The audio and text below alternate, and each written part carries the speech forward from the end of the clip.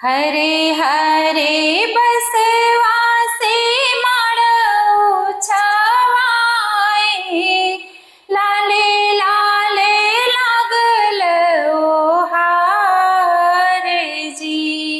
गोदिया बैठा के बाबा करे कन्याधनवा, कंचन थाले पूजे पावे जी।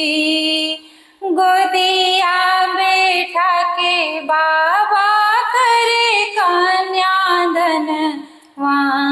कंचन थाले पूजे पावे जी।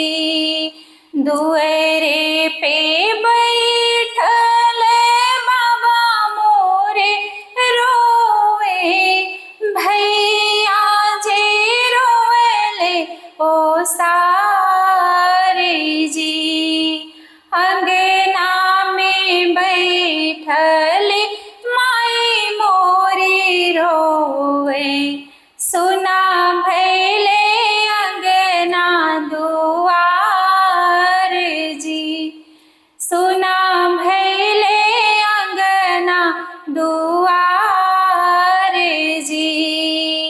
माए के बोलिया दुर्लभ होई जय है, ले जय है दुलरु दमाद जी।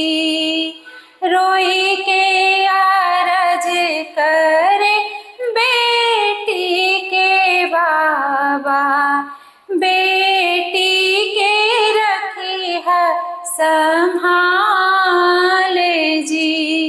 रोई के आरज करे बेटी के बाबा, बेटी के रखी है